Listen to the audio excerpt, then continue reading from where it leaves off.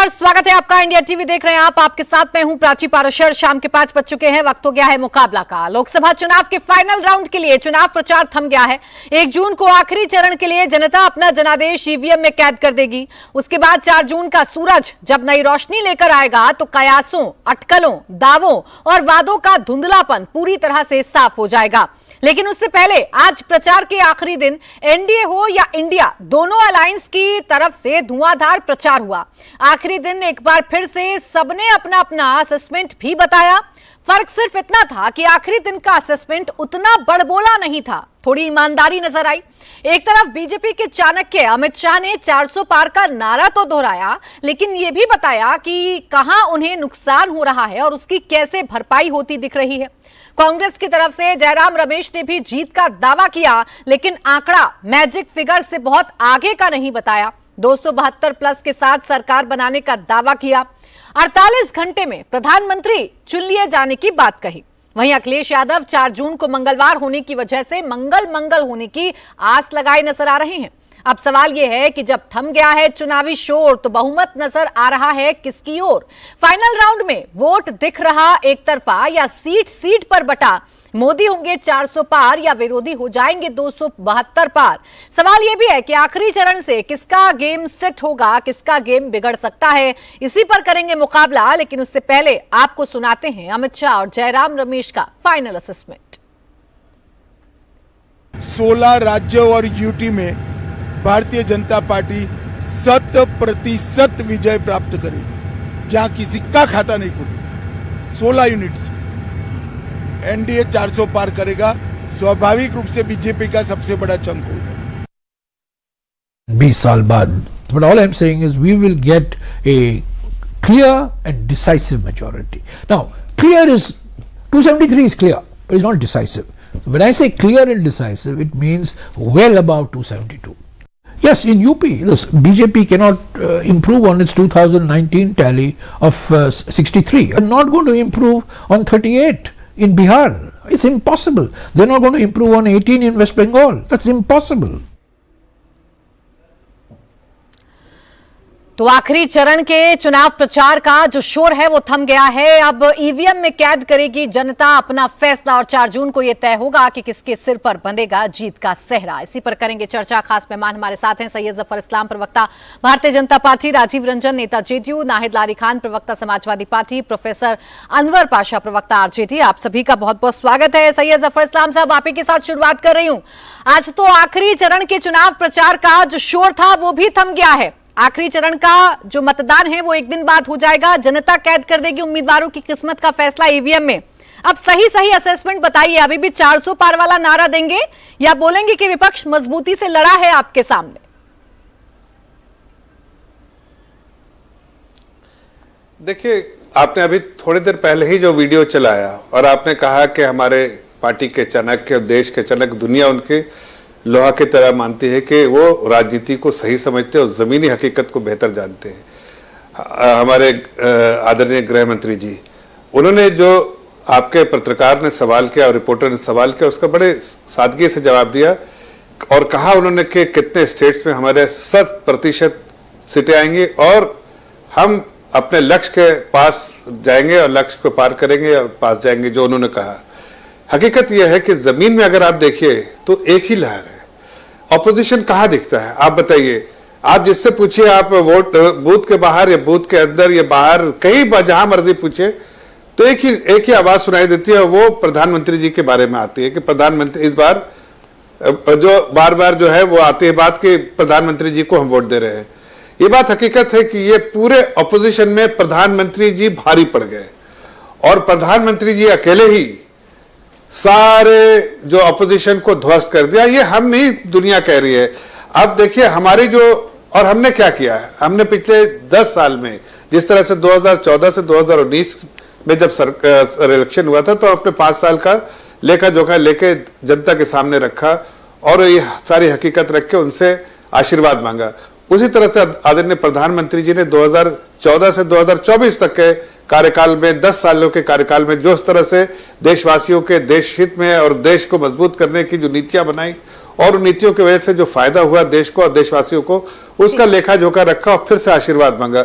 पूरा यकीन है और यकीन के साथ कह सकता हूं, देखिए आज का जो डिबेट है उसमें कोई कटाक्ष करने की किसी को जरूरत नहीं है। मैं अपनी अपनी बातें सब कहेंगे और अपनी अपनी हकीकत जो उनको लगता है, मैं जो अपनी बातें बता रहा हूं उसमें बिल्कुल लेकिन आपको न जाने कहां से रिपोर्ट मिल रही है सर। मैं भी जगह जगह घूमकर आई, कई लोकसभा क्षेत्रों में गई। लोगों की जबान पर बेरोजगारी और महंगाई का मुद्दा तो है। आप लाख कहें कि इस मुद्दे पर चुनाव नहीं हो रहा है, लेकिन लोग निकले तो हैं इस महंगाई और बेरोजगारी के मुद्दे को लेकर वोट डालने के लिए। अब इसकी काट आप लोगों ने क्या ढूंढी है, बस इतना बताइए जल्दी से। आप मैं एक बात बस जल्दी से बताता हूं। देखिए, आज आपने कल सुना होगा कि रेटिंग एजेंसी S&P ने हिंदुस्तान के आउटलुक को जो स्टेबल से पॉजिटिव किया, मतलब आगे बहुत अच्छा आने वाला है इसलिए। और आज की तक की जो नीतियां रही और किस बेसिस पे किया, सबसे बड़ी बात है कि जो इन्फ्लेशन, जो महंगाई दर है, उसमें कोई वोलेटिलिटी, दुनिया के हर कंट्री में कोविड के बाद बहुत वोलेटिलिटी रही और बढ़ती रही, डबल डिजिट हो गई कई विकसित देशों में। भारत ने उस वोलेटिलिटी को मेंटेन रखा, नहीं होने दिया, और इस वजह से ये दुनिया ने लोहा माना।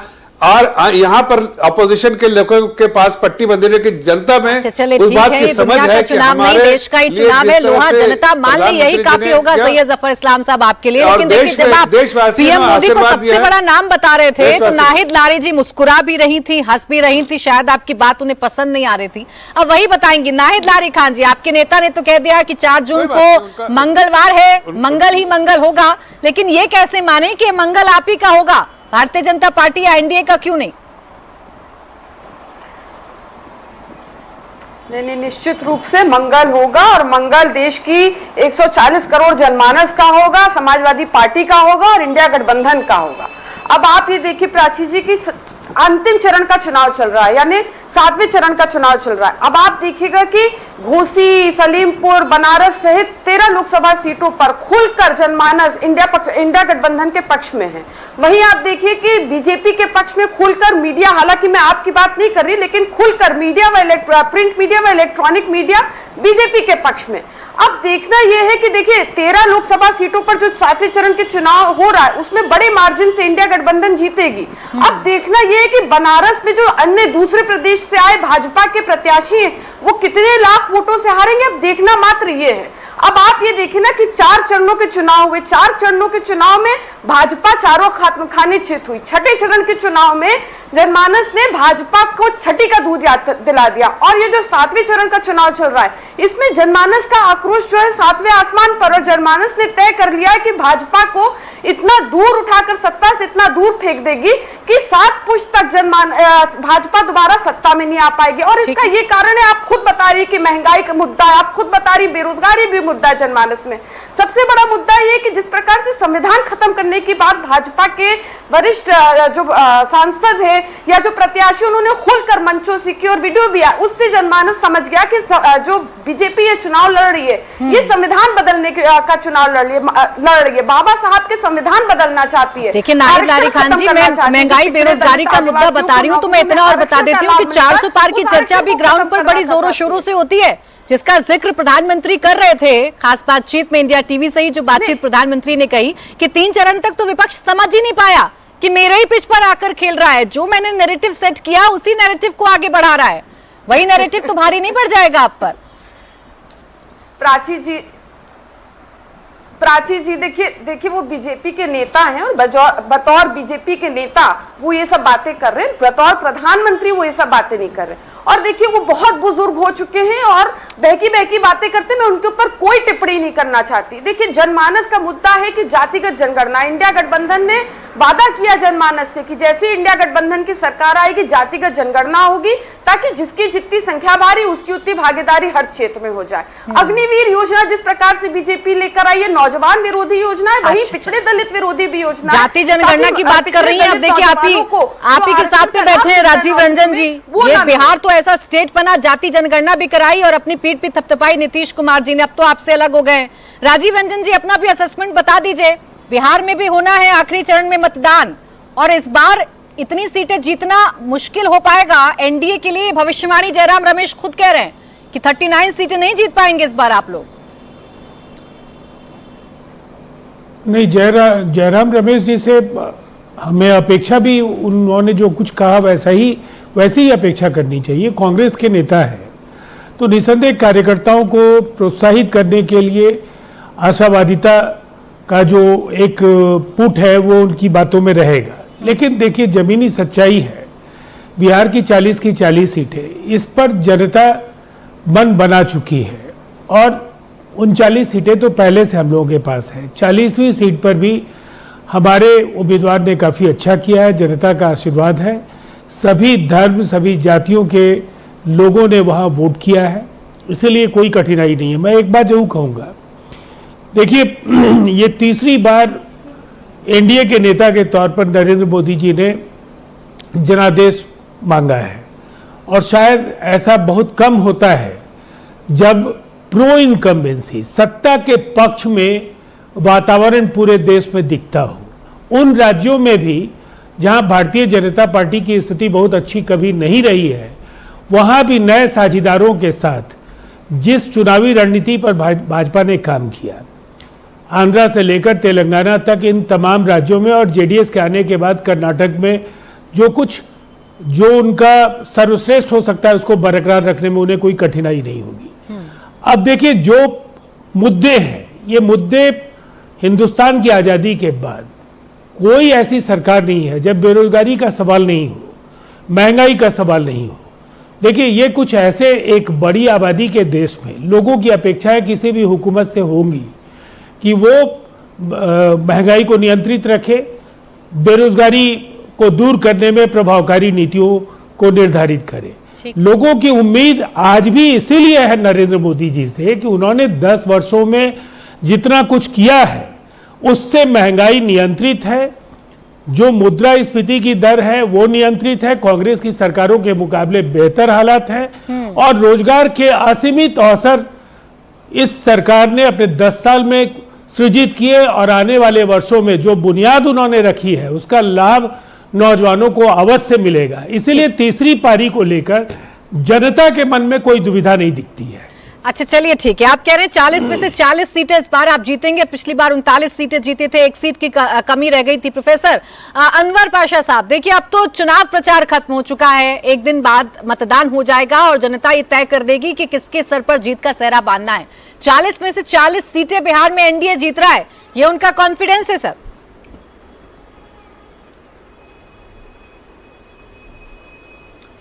देखिए, दिन में ख्वाब देखने का, सपने देखने पर कोई पाबंदी, कोई रोक नहीं है। आपने बात की थी नैरेटिव की। भारतीय जनता पार्टी और हमारे आदरणीय प्रधानमंत्री जी इस इलेक्शन में अपना नैरेटिव सेट करने में नाकाम रहे। वहीं दूसरी ओर इंडिया जो है, इंडिया गठबंधन, उसने अपना नैरेटिव बहुत ही सफलतापूर्वक सेट किया। हमने शुरू से रोजगार को मुद्दा बनाया। सबसे बड़ा मुद्दा, सबसे बड़ी समस्या आज हमारे देश की, हमारे नौजवानों के सामने रोजगार का मुद्दा है, रोजगार की समस्या है, महंगाई की समस्या है। जनता रोजगार और महंगाई को के हवाले से अपने नैरेटिव को जाहिर है कि जनता तक हमने पहुंचाने में कामयाबी हासिल की। दूसरी ओर अगर आप देखेंगे तो हमारे प्रधानमंत्री जी और भारतीय जनता पार्टी के लीडर्स क्या नैरेटिव सेट कर रहे थे? हिंदू मुस्लिम, मुसलमान घुसपैठिया है, मुसलमान मंगलसूत्र चुरा लेगा, मुसलमान भैंस खोल के ले जाएगा, रिजर्वेशन चुरा लेगा। इस तरह के नैरेटिव्स को हमारे प्रधानमंत्री जी ने सेट करने की कोशिश की, जिससे जनता ने रिजेक्ट कर दिया और जनता विश्वास करने लगी है कि अब हमारे प्रधानमंत्री जी के पास ऑफर करने को कुछ नहीं है। 10 वर्षों तक उन्होंने शासन किया इस देश में और किसी भी फ्रंट पर वो सफल नहीं रहे, कामयाब नहीं रहे, और विदेश नीति भी उनकी जो रही है वो असफल रही है। आर्थिक स्थिति देश की सबसे भयावह स्थिति बनी हुई है। रोजगार का आप देखें आंकड़ा उठा करके 83% जो युवक हैं वो बेरोजगार हैं इस समय। आईआईटी से पास आउट जो हमारे छात्र हैं 38% युवा, 38% वो उनको प्लेसमेंट नहीं मिल रही है। ये स्थिति है। चाइना हमारे देश के एक बड़े हिस्से पर कब्जा करके बैठा हुआ है। उसी तरह से नेपाल जैसा छोटा सा देश अपने करेंसी पर हमारे देश के हिस्से को की तस्वीर छापता है और कहता है कि हमारा हिस्सा है। ये स्थिति हमारी होकर के देखिए, रह गई जनता है के आगे देश नैरेटिव नीति के सेट कर फ्रंट पर पाए या ना और कर पाए देश तो के 4 फ्रंट जून पर को अगर आप अनवर देखें, जी सबके आर्थिक सामने फ्रंट आ पर भी। जाएगा, लेकिन इस हिंदू मुसलमान के घालमेल में तो आप भी फंसते हुए नजर आए। आपके नेता का बयान आ गया, आप लोगों ने रिएक्ट करना शुरू कर दिया। आप ही के साथी कांग्रेस के जो कुछ घोषणा पत्र में था उसे भारतीय जनता पार्टी ने पॉइंट आउट करना शुरू किया और अपने ही जबान में, अपनी भाषा में उसे प्रचारित करना शुरू कर दिया। आप लोगों ने स्टैंड क्लियर नहीं किया अपना आखिरी वक्त तक। आप बताइए, आप ये बताइए, वो झूठ का प्रोपेगेंडा जो है जिस तरह से कर रहे थे, झूठ फैला रहे थे वोटों के लिए। जैसे अटल बिहारी वाजपेयी जी भी ये कहते थे कि सरकारें आएंगी और जाएंगी, मगर देश को बचा रहना चाहिए, समाज को बचा रहना चाहिए, एकता बनी रहनी चाहिए। हमारे प्रधानमंत्री जी ने बिल्कुल उसका उल्टा किया। उन्होंने जो झूठ फैलाया, अपने ही देश के अल्पसंख्यकों को दुश्मन बना के पेश उन्होंने किया। अगर झूठ फैलाया तो आपने क्या अपने किया? मैं तो देश के सिर्फ ये पूछ रही अल्पसंख्यकों को थी। ये मुस्लिम बताया कि हम आरक्षण की तुम्हारे पैरवी करते प्रधानमंत्री हुए आप नहीं लोग हैं। नजर आए। हमने अब तो चुनाव खत्म हो रहा है, मतदान हो जाएगा एक दिन बाद। इस झूठ से पर्दा उठाने के लिए आपने क्या कुछ किया? आपको ये बताना था। झूठ की विक्रमजीत जी, अब ठीक है सर, हम उस झूठ की कलई खोलते रहे, हम उस झूठ की कलई कैसे खोलते खोली? रहे, मुस्लिम आरक्षण के पक्ष में खड़े होकर करते रहे, मुस्लिम आरक्षण के पक्ष में खड़े होकर। अब विक्रम जी आप रुक जाइए सर, एक मिनट रुक जाइए। हमें उस झूठ के खिलाफ रिएक्ट करना था। रुक जाइए सर, रुक जाइए। उनके झूठ के खिलाफ अरे हमें रिएक्ट करना अनवर जी था। रुक जाइए, और हमने अनवर जी किया। एक मिनट रुक लेकिन जाइए उनको सर, ये आपकी narrative बड़ी set नहीं गलत सी करने आदत दिया। है ना कि आप चुप नहीं होते हैं। अभी फिर मैं दूसरा तरीका अपनाऊंगी तो आप गुस्सा करने लग जाएंगे। थोड़ा खामोश हो, ये दूसरे भी मेहमान है, उनको चर्चा में ले आती हूँ। विक्रम जी, पंजाब एक ऐसा स्टेट है जहां पर आते आते इंडिया गठबंधन की कलई खुल जाती है। अब आप ये बताइए कि किसके खिलाफ चुनाव प्रचार कर रहे हैं सबको। प्राची जी, देखिए इंडिया गठबंधन की कलाई नहीं खुल जाती है क्योंकि पंजाब में बीजेपी नॉन एग्जिस्टेंस है। बीजेपी एग्जिस्ट नहीं करती है, कहीं पर भी नहीं है, तो वहां पे इंडिया गठबंधन की जरूरत नहीं थी। पहली बात मैं बता दूं। दूसरी बात यह है कि आम आदमी पार्टी पंजाब में इतनी सुदृढ़ है, इतनी मजबूत है कि 13 की 13 सीटें जीतने का जो मुख्यमंत्री भगवंत मान जी ने दावा किया वो सही साबित होता नजर आ रहा है और ग्राउंड पे भी यही कुछ है। इसलिए इंडिया गठबंधन पंजाब में, क्योंकि बीजेपी कहीं एग्जिस्ट ही नहीं कर पा रही। दूसरी चीज, हमारे पंजाब के लोग, आपने देखा होगा कि लगातार प्रताड़ित हुए हैं, पंजाब के हक मारे गए हैं। पंजाब बीजेपी की सेंटर टीम ने, जो सेंटर सरकार है, उसने लगातार हमारे फंड्स तक रोक दिए। यहां तक कि किसानों को जो हरियाणा बॉर्डर पे रोक के जो अत्याचार किया गया, दिल्ली तक, अपने देश की राजधानी तक आने नहीं दिया गया, उसके कारण बीजेपी के खिलाफ बहुत बड़ा माहौल है पंजाब में। इनको तो गांव में, किसी भी गांव में नहीं घुसने दिया जा रहा बीजेपी के, क्योंकि वो कहते हैं आपने हमें दिल्ली, हमारे देश की राजधानी में आने नहीं दिया, हम आपको गांव में नहीं आने दे रहे। दूसरी चीज, हमारे लोग ये समझते हैं कि हमें देश में प्रधानमंत्री पढ़े लिखे चाहिए। अब देखिए बीजेपी की टीम की बातें सुनने आप देखोगे तो संबित पात्रा जी क्या कह रहे थे कि जगन्नाथ जी भी मोदी जी के भक्त हैं, और एक वो कोक से जन्म लेनी वाली बात ने तो कमाल ही कर दिया। ये क्या क्या साबित करना चाहते हैं? देश चाहता है एक साइंटिफिक नॉलेज वाला प्रधानमंत्री, देश चाहता है एक पढ़ा लिखा प्रधानमंत्री, और ये बातें कैसी हो रही हैं? अभी हमारे पंजाब में आए थे, तो बता दीजिए कौन है पटियाला में पढ़ा लिखा प्रधानमंत्री कौन बनेगा? चलिए यही बता दीजिए आज विक्रमजीत जी। अब तो चुनाव खत्म ही हो रहा है, आज तो सस्पेंस से पर्दा उठा ही दीजिए। देश बहुत जल्द इस संकीर्ण सोच से दूर, लोकतंत्र को चोट पहुंचाने वालों से दूर करते हुए देश के अंदर एक अच्छी सरकार, एक लोकतंत्र को बचाने वाली, लोकतंत्र को बचाने वाली, संविधान को बचाने वाली सरकार लेके आ रहा है, और सबकी सहमति से एक अच्छा चेहरा आएगा। एक चीज मैं और बताऊं, पटियाला में मोदी जी आए थे। पटियाला में मोदी जी जब बोल रहे थे, कहते जी 1971 में मैं होता तो ये कर देता, 1947 में होता ये कर देता। आपने सुना होगा प्राची जी। मैं बैठा बैठा सोच रहा था कहीं ये ना कह दे मैं महाभारत के समय होता तो महाभारत ना होने देता। तो मतलब ऐसी बातें, जब एक देश के प्रधानमंत्री जो 10 साल प्रधानमंत्री रह लिए, अच्छा चलो ठीक है, देश के प्रधानमंत्री से आपको शिकायत है, लेकिन कौन होगा पढ़ा लिखा चेहरा, इस पे से पता नहीं कब पर्दा उठाएंगे विक्रमजीत जी। आसानी होती मुझे भी जफर इस्लाम साहब के सामने एक उदाहरण रखने के लिए। खैर सही है जफर इस्लाम साहब, पंजाब वो स्टेट साबित होगा आपके लिए जो आपके 400 पार के नारे को नुकसान ना पहुंचा दे। आम आदमी पार्टी तो यही दावा कर रही है कम से कम। देखिए, आम आदमी पार्टी का खुद ही का वजूद खत्म हो रहा है, तो वो दूसरे पार्टी में टीका टिप्पणी करने से उनको क्या फायदा मिलेगा मुझे मालूम नहीं। मैं कोई डायरेक्ट इनको कोई टीका, मैंने कहा है कोई कटाक्ष नहीं करूंगा। मैं, आपने पूछा है आज, ये जो है कैंपेन का वक्त खत्म हो गया, अब तो सब अपने अपने लेखा जोखा दे तो अच्छा है कि क्या किया क्या नहीं किया, और क्या उनकी एक्सपेक्टेशंस वो भी बता दे। अब ये नहीं बता पाए कि भाई केजरीवाल जेल से भी प्रधानमंत्री रहेंगे कि खाली मुख्यमंत्री रहेंगे या जेल से भी प्रधानमंत्री रहेंगे, ये बता नहीं पाए। तो या किसी और की कल्पना है प्रधानमंत्री बनने की और किसकी किसकी कल्पना है वो भी बता देते तो अच्छा रहता। इसलिए कि बाकी में जो भी इनके लोग हैं इंडी गठबंधन के, सब लोग एक दूसरे के खिलाफ खड़े हुए हैं। जब उनका नाम आता है कि वो उनको सपोर्ट करो, और जब एनडीए में बात आती है तो कोई ऐसी बात ही, कोई तकरार नहीं, कोई कॉन्फ्लिक्ट नहीं, कोई इस तरह का डिस्ट्रैक्टिव कोई अप्रोच नहीं। तो इससे समझ में आता है कि देश की जनता भी यही पसंद करती है।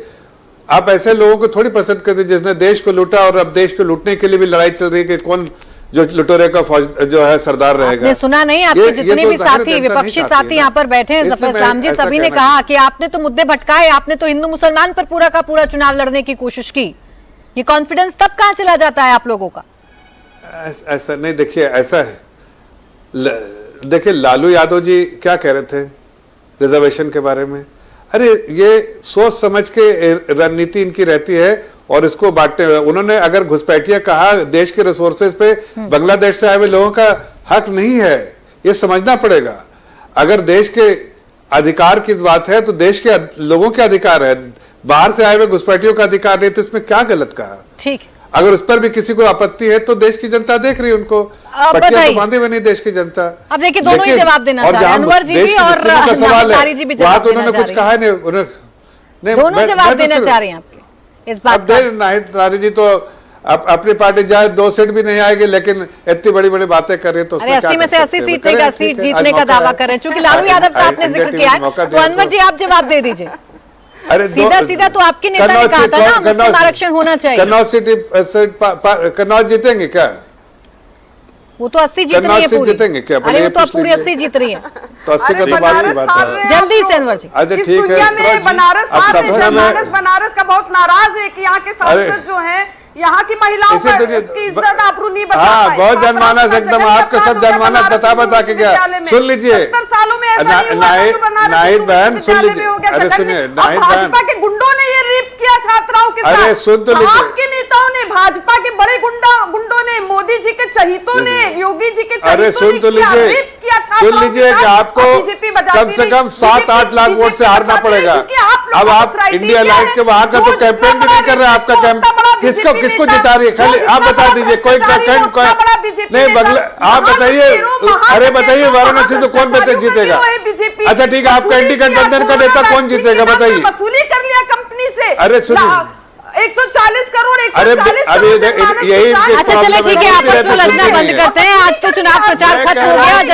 जनता को जितना आप लोगों को रिझाना था आपने रिझा दिया। एक सेकंड नाहिद जी 1 मिनट देखिए, बीच में ना बोले, ज्यादा अच्छा रहेगा।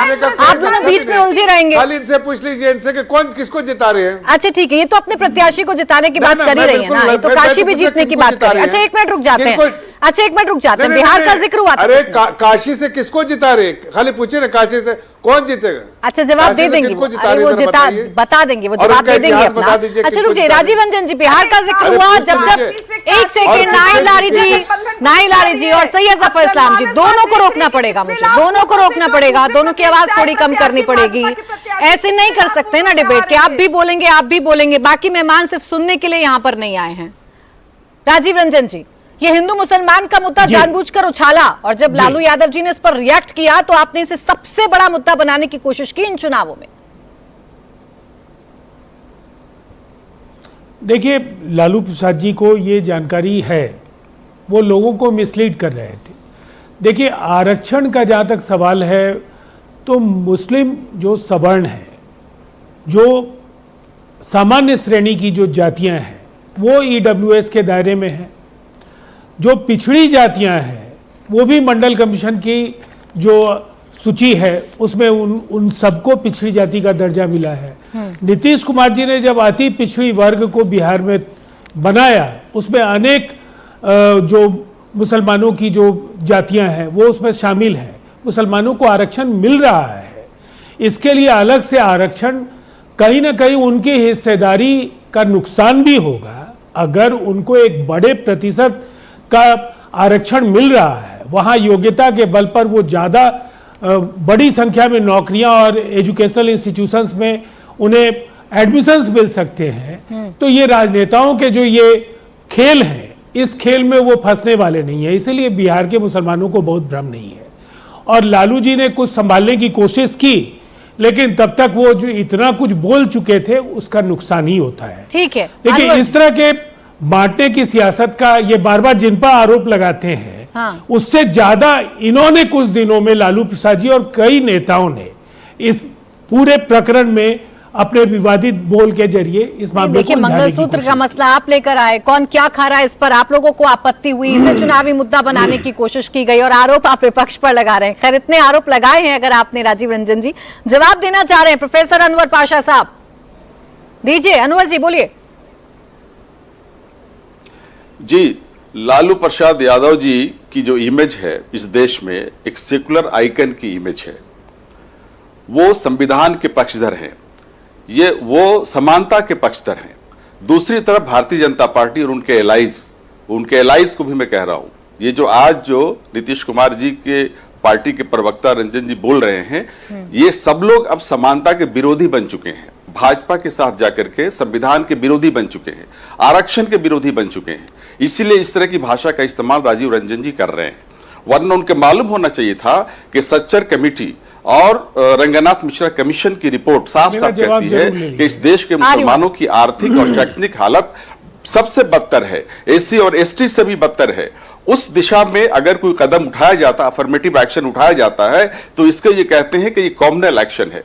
ये लोग समानता के दुश्मन हैं, ये लोग किसी भी तरह का अधिकार मुसलमानों को देने के पक्षधर नहीं है, उसके मुखालिफ हैं। इसलिए वो इस तरह की बातें करते हैं। और जहां तक ईडब्ल्यूएस का सवाल है, जहां तक मंडल कमीशन में मुसलमानों की भागीदारी का सवाल है, एक सर्वे हो चुका है और उससे साबित हो चुका है कि उस मुसलमानों का जो उसमें उसके अंदर जो प्रतिनिधित्व है वो 1.5% से भी कम है।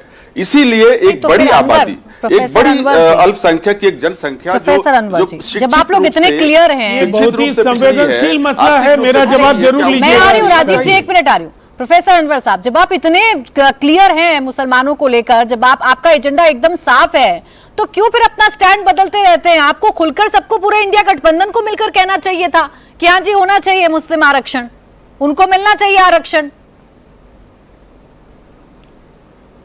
अभी बता रहे थे राजीव रंजन जी, और सही बता रहे थे कि मंडल कमीशन हो या ईडब्ल्यूएस हो, उसमें किसी भी तरह का भेदभाव नहीं है। मुसलमानों को भी आरक्षण की का प्रावधान उसमें है। लालू जी वही बात कह रहे थे कि क्यों नहीं मिलना चाहिए मुसलमानों को, मंडल कमीशन के तहत हो या ईडब्ल्यूएस के तहत हो, या अगर उसमें नहीं है प्रतिनिधित्व तो अलग से भी अफर्मेटिव एक्शन उठाने की अगर जरूरत है समाज के किसी छोटा सा जवाब दीजिएगा, फिर नाहिद जी बहुत देर से बोलना चाह रहे हैं। इस पर हम कायम हैं, आज भी कायम हैं, हम उस पर आज भी कायम हैं। फिर मत बोलिए ना कि संविधान बदल रहे हैं, फिर तो आप लोग देखिए ना संविधान के आधार पर आप लोग क्या कर रहे हैं। बोलिए राजीव जी।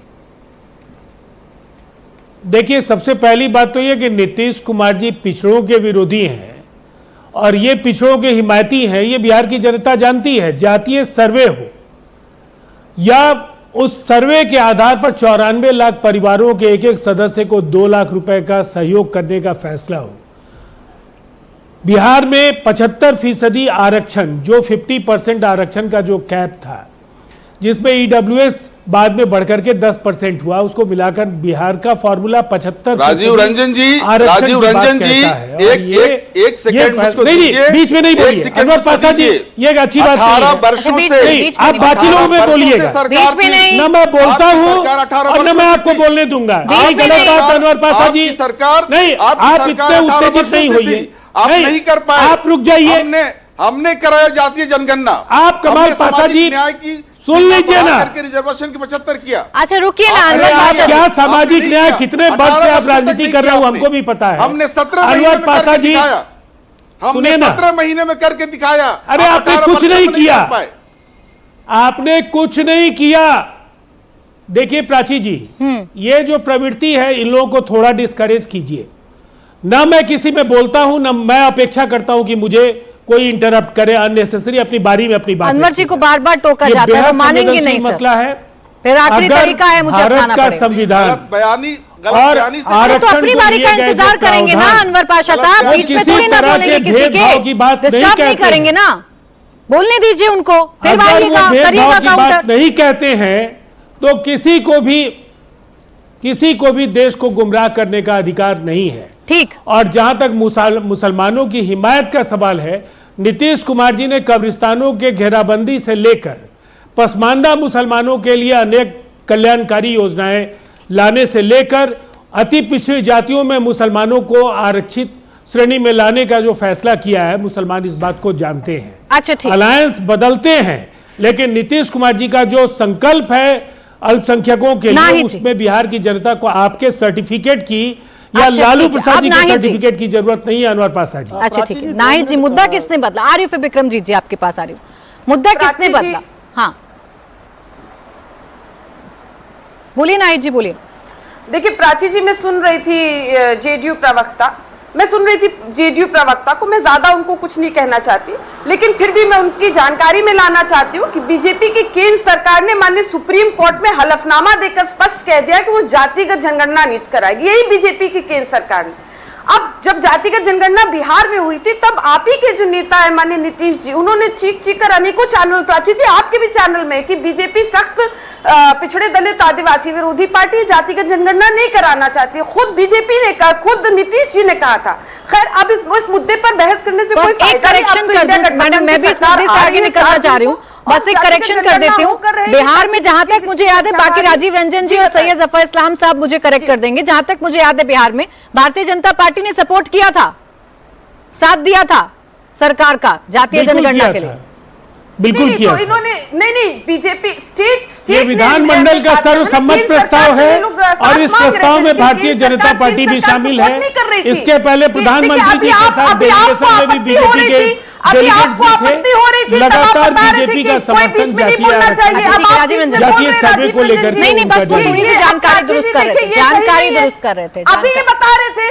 बोलिए नाहिद जी, इतनी जल्दी आप देखिए, मुस्कुराकर जवाब देती हुई ज्यादा अच्छी लगती हैं। नहीं देखिए गुस्से में नहीं। देखिए अभी बीजेपी के प्रवक्ता जो है वजूद, देखिए प्राची जी, अभी बीजेपी के प्रवक्ता बात कर रहे थे वजूद खत्म होने की। अरे बीजेपी का तो खुद वजूद खत्म हो गया है, उत्तर प्रदेश से अभी खत्म हो रहा है 80 के 80 लोकसभा सीटों से। और रही बात पंजाब की, तो पंजाब में तो हाल में हुए विधानसभा चुनाव में वजूद खत्म हो गया, 1% वोट मिला, 1 सीट मिली। दिल्ली एमसीडी में जब 300 साल से 41 थे, वहां पर वजूद खत्म हो गया बीजेपी का, नील बटा सन्नाटा हो गई। तो ये किस वजूद की बात कर रहे? देखिए ये देखिए, आप सब अब बीच में इंटरप्शन शुरू, इतना बौखलाए क्यों हुए हैं? मैं जवाब अब हारना तो है, ये तो तय है, बौखलाहट से कोई फायदा तो होगा नहीं। उत्तर आप देखिए, नहीं इतनी जल्दी जवाब ना देखिए प्राची जी, आप समझे कि मैं खाटी पूर्वांचल वासी हूँ। अभी 2 दिन पहले माननीय मोदी जी ने मंच से कहा कि 80 करोड़ जनमानस को मैं मुफ्त खाना देता हूँ, मुफ्त राशन देते हूँ, वोट नहीं देंगे तो पुण्य नहीं मिलेगा। मतलब स्पष्ट कहा कि वोट दीजिए, नहीं पुण्य नहीं मिलेगा। इस चीज से पूर्वांचल की महिला, मैं खुद खाटी पूर्वांचल वासी, पूर्वांचल की महिलाएं बहुत आक्रोशित है, कह रहे माफी मांगे माननीय मोदी जी, अपने शब्द वापस ले, मतलब एहसान जता रहे, कह रहे पुण्य नहीं मिलेगा। वैसे भी आप देखिए बीजेपी के बड़े से लेकर छोटे नेता हर वक्त एहसान जताते कि अच्छा चलिए एहसान को छोड़ देते हैं, एक बार फिर से दोहरा दीजिए नाहिद जी, अभी भी अपने स्टैंड पर कायम है, 80 में से 80 सीटें जीत रहे हैं या एक आध सीट कोई डामाडोल हुई है आप लोगों की? नहीं बिल्कुल, अरे कोई सीट नहीं डामाडोल हुई, 80 की 80 सीटें इंडिया गठबंधन जीतेगा, भाजपा का पूर्ता सफाया होगा। चलिए ठीक है, ये भी नोट कर लिया है, नाहिद लारी खान जी लिख लिया है और आसानी होगी 4 जून को आपसे बात करने में। अब सैयद जफर इस्लाम जी जल्दी से जवाब दीजिए, फिर विक्रमजीत जी आऊंगी आपके पास सीधा। 1 सेकंड और दे दीजिए, एक सेकंड और दे दीजिए मैडम, अब जरा जवाब लेने दीजिए, और दे दीजिए, अब जवाब लेने दीजिए प्लीज, क्योंकि वे विक्रमजीत जी रह जाएंगे, बहुत देर से इंतजार कर रहे हैं। केवल एक बोलिए मैं इंटरप्ट नहीं करूंगी। अच्छा बोलिए।